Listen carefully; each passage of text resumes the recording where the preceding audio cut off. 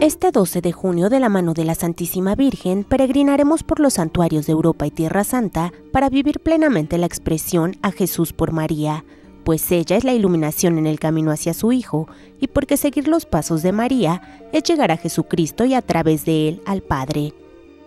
En Fátima, Portugal, visitaremos los lugares de las primeras 7 apariciones y además iremos a Tui y Pontevedra en España, donde Sor Lucía recibió los últimos secretos de esta trascendental revelación.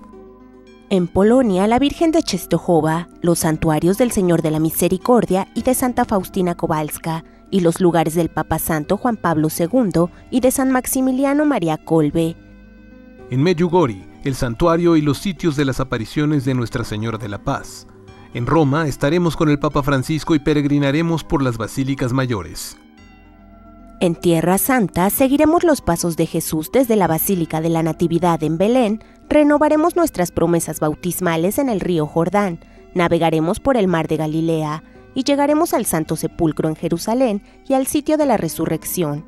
Las peregrinaciones son guiadas por expertos y se cuenta con accesos asegurados a las misas y audiencias presididas por el Santo Padre. Informes al 4980-8641 o al 5207-9511 y en www.viavaticano.com. En mi peregrinación he visto más cosas de las que recuerdo, pero en mi recuerdo hay más cosas de las que he visto. Vía Vaticano.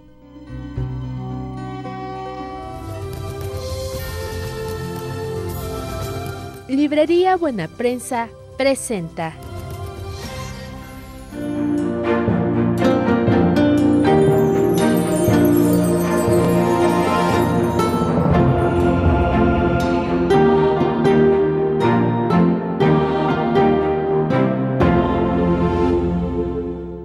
Hablamos ahora de un santo orgullosamente mexicano, quien murió mártir durante la persecución del gobierno mexicano liberal. Se trata de San Margarito Flores, quien es todo un orgullo para los habitantes de Taxco de Alarcón, porque allí nació él y allí también se encuentran sus restos reliquia en una pequeña iglesia ubicada en lo alto de una colina. El gran testimonio de vida de San Margarito Flores es ejemplar para todos, pero especialmente para los sacerdotes. El padre San Margarito Flores García nació en Taxco de Alarcón, Guerrero, el 22 de febrero de 1899. Procedente de una familia sencilla, fue hijo de don Germán Flores Viveros y de doña Merced Ortiz García. Sus estudios de filosofía y teología los hizo en el Seminario Conciliar de Chilapa, donde obtuvo numerosos diplomas y menciones honoríficas debido a su brillante inteligencia. Fue catedrático en el seminario y ejerció su ministerio en la parroquia de Chilpancingo. En 1926 fue trasladado a Tecapulco y a inicios de 1927 a la Ciudad de México, de donde regresó en octubre para sustituir al párroco de Atenango del Río, el padre David Uribe, quien había sido asesinado por los liberales persecutores de la fe. Al llegar a su nueva parroquia fue apresado por el ejército federal y el capitán Manso lo remitió a Tulimán. Para el trayecto lo dejaron en ropa interior, atado de manos y descalzo. Caminando así, llegó a Tulimán, donde el 12 de noviembre de 1927 murió fusilado en un improvisado paredón en el que oró en silencio y donde uno de los soldados le pidió perdón.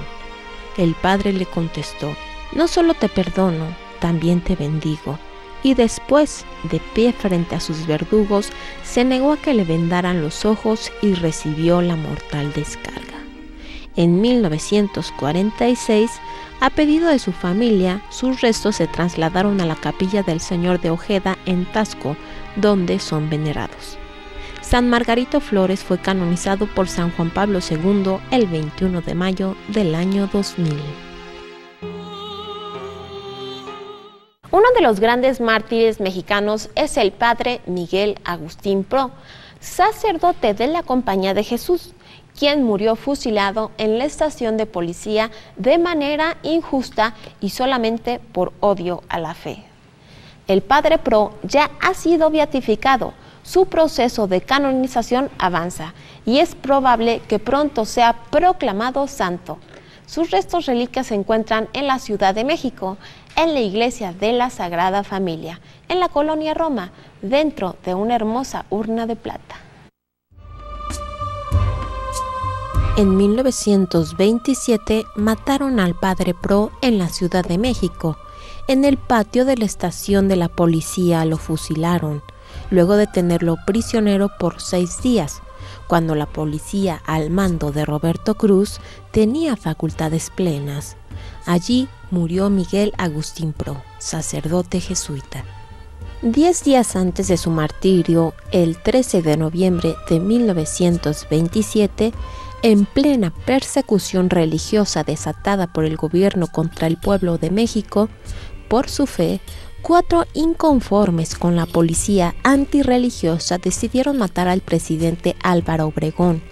Ellos eran Luis Segura Vilchis, José González, Juan Tirado Arias y Nahum Ruiz. Aquel día, Segura Vilchis aguardaba en un automóvil marca Essex con sus compañeros conspiradores al paso de Obregón, sobre quien dispararon y arrojaron bombas a su automóvil, pero fracasaron en el intento. En las investigaciones, la policía encontró que el Essex había pertenecido a Humberto Pro, hermano del padre. Este hallazgo les permitió aseverar que los 3 hermanos Pro, incluidos Roberto y Miguel Agustín, eran los responsables del atentado. Los capturaron el 17 de noviembre. Cuando Segura Vilchis se enteró de que se estaba inculpando a 3 inocentes, se entregó como único responsable, pero Obregón tenía ya en sus manos el instrumento para escarmentar a la iglesia, atemorizar al pueblo y vengarse de un sacerdote que había ejercido su ministerio en la clandestinidad. Si el Padre Pro hubiese sido responsable del atentado, con gran promoción se le habría entablado un juicio público, pero como no se podía condenar a un inocente, se decidió fusilarlo sin previo juicio y adelantando la hora de la ejecución para evitar cualquier acción legal en su favor. Miguel Agustín Pro Juárez había nacido el 13 de enero de 1891 en Zacatecas. Ingresó a la Compañía de Jesús a los 19 años y tuvo que concretar sus estudios sacerdotales en Estados Unidos y en Europa, pues la persecución en México lo impedía.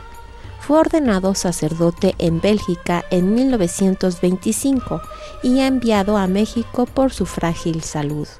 Llegó en el peor momento de la persecución, con las iglesias cerradas y con prohibiciones de celebrar la misa, incluso en casas particulares. El Padre Pro tuvo que disfrazarse para poder ejercer el ministerio sacerdotal. El 23 de noviembre de 1927 lo fusilaron con los brazos abiertos en cruz. Antes había rezado de rodillas, ofreciendo su vida por México. Juan Pablo II lo beatificó el 25 de septiembre de 1988 y pronto será canonizado. Para Orgullo de México contamos con un santo muy especial por diversas razones. Una es que es mexicano, otra es que murió mártir, muy valeroso, y una más es que se trata de un niño. Me refiero a San José Sánchez del Río, quien no había alcanzado la mayoría de edad, pero sí la mayoría en la fe, pues recibió la palma del martirio a la edad de 14 años. Este niño héroe, mártir y santo es quien inmortalizó la expresión "nunca ha sido tan fácil ganarse el cielo". José Sánchez del Río, el niño mártir de México, murió a los 14 años proclamando su fe y luego de trazar en tierra el signo de la cruz con su propia sangre. Momentos antes, los federales lo torturaron con crueldad. José nació el 28 de marzo de 1913 en Zaguayo, Michoacán, donde recibió el bautismo el 3 de abril y la confirmación en octubre de 1917. Fue el tercero de los 4 hijos de Macario Sánchez, propietario del rancho ganadero El Moral y de María del Río. Nació y creció en la casa número 136 de la calle Tepeyac. José era de pelo negro, piel blanca, fuerte, sano, buen estudiante y amable con todos. Lo que llama la atención de su vida es la conciencia que tenía de su pertenencia a Cristo y a su iglesia. Por seguridad, su papá trasladó a la familia a Guadalajara, donde José recibió la primera comunión a los 10 años y donde sus hermanos se enlistaron en la defensa de la libertad religiosa. José, que era muy joven, fue admitido años después como ayudante. El 6 de febrero de 1928, durante un enfrentamiento, como el caballo del jefe cristero cayó muerto, José le ofreció el suyo para salvaguardar la causa. Lo encarcelaron en Cotija, donde el 6 de febrero escribió una carta. Mi querida mamá, fui hecho prisionero en combate este día. Creo que en los momentos actuales voy a morir, pero nada importa, mamá. Resígnate a la voluntad de Dios. Yo muero muy contento, porque muero en la raya al lado de nuestro Señor. No te apures por mi muerte, que es lo que me mortifica. Antes, diles a mis otros hermanos que sigan el ejemplo del más chico, y tú haz la voluntad de Dios. Ten valor y mándame la bendición juntamente con la de mi padre. Salúdame a todos por última vez, y tú recibe por último el corazón de tu hijo que tanto te quiere, y verte antes de morir deseada. José Sánchez del Río. Al día siguiente lo trasladaron a Zaguayo. Lo pusieron a disposición del diputado Rafael Picasso, su padrino de bautismo, y lo encarcelaron en el bautisterio de la parroquia de Santiago Apóstol, convertida entonces en caballerizas del ejército. Picasso, conociendo a la familia, pidió rescate al padre de José para liberarlo, pero el dinero no se reunió a tiempo. Por la noche, los militares lo torturaron con crueldad, le desollaron los pies con un cuchillo y lo obligaron a caminar hacia el cementerio. Querían hacerlo apostatar de su fe, pero no lo lograron, pues José no dejó de gritar vivas a Cristo Rey y a la Virgen de Guadalupe durante todo su martirio. En el panteón lo hicieron cavar su tumba, lo apuñalaron y en la fosa le pegaron un balazo en la cabeza. Allí quedó muerto este valiente David, luego de enfrentarse a Goliat. Era el 10 de febrero de 1928. En 1954, su madre exhumó sus restos para trasladarlos a la cripta de la parroquia del Sagrado Corazón en Zaguayo. El 1 de mayo de 1996 se abrió su proceso de beatificación. El 22 de junio de 2004 se publicó el reconocimiento de su martirio. El 20 de noviembre de 2005, fiesta de Cristo Rey, fue beatificado en Guadalajara, Jalisco. El 21 de enero de 2016, el Papa Francisco firmó el decreto para que fuese canonizado en la Basílica de San Pedro del Vaticano el 16 de octubre del mismo año. Tal vez si le dijera el nombre de Francesco Forgione, no sabría de quién le hablo, pero si dijera que es el Padre Pío de Pietrelcina, entonces sí. El Padre Pío recibió muchos dones y gracias por parte de Dios. Conocía la conciencia de las personas y también sus pecados. El Señor quiso obsequiarlo con sus estigmas, con los que vivió gran parte de su vida. El Padre Pío dedicó gran tiempo de su vida a atender el confesionario, desde donde logró grandes conversiones. La figura del Padre Pío es atractiva por la manera en que se fue santificando en vida y su historia se rodea de muchas gracias celestiales. Entre algunas de ellas, profetizó que el joven seminarista Karol Wojtyła sería papa. En el confesionario conocía los pecados antes de escucharlos, mantenía batallas personales contra el demonio, podía decir a los familiares de los soldados en la guerra si continuaban con vida o si ya se habían muerto. Obtuvo de Dios varios milagros de curaciones. Comenzó la edificación de un hospital con capacidad para 8,000 camas con tan solo una moneda. Tenía el don de bilocación. se les aparecía a los moribundos en la guerra, se sigue apareciendo a varios enfermos en los hospitales y es un poderoso intercesor ante Dios de quienes a él se confían.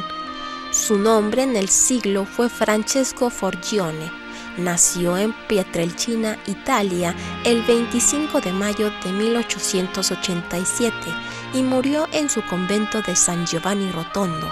81 años más tarde, a las 2:30 de la madrugada del 23 de septiembre de 1968, al caer el rosario de sus manos luego de recibir el sacramento de la unción. Al momento, repicaron las campanas del convento y en pocos minutos la ciudad estaba iluminada, pues el Padre Pío ya era considerado en vida un santo. 3 días antes de morir, el 20 de septiembre, se había celebrado el 50 aniversario de la aparición de los estigmas de Jesucristo en sus pies, manos y costado. 2 días después celebró la misa y los estigmas habían desaparecido, lo que le hizo saber que se encontraba por dejar este mundo. Su vocación al sacerdocio la tuvo a los 10 años de edad y a los 15 ingresó al convento de los frailes capuchinos en Morcone. Recibió la ordenación sacerdotal el 10 de agosto de 1910 y celebró su primera misa en la Catedral de Benevento. Decidió ofrecer su vida por el bien de la humanidad, sufrir por ello y buscar en la oración el verdadero alivio de las penas de los hombres. Los estigmas fueron la respuesta de Dios a su vocación. Al Padre Pío lo beatificó Juan Pablo II el 2 de mayo de 1999 y él mismo lo canonizó el 16 de junio de 2002. La fecha de su memoria litúrgica es el 23 de septiembre de cada año. Pues todavía hasta nuestros días se cuentan por millones los peregrinos que año con año viajan a San Giovanni Rotondo en Italia para venerar las reliquias de San Pío de Pietrelcina y para pedirle algún favor o agradecerle algún milagro. Con esta breve hagiografía del Padre Pío llegamos por ahora al final de Ver y Creer.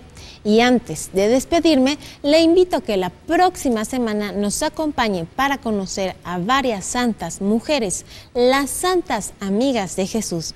Le espero la próxima semana y le deseo que Dios le tenga en su sagrado corazón.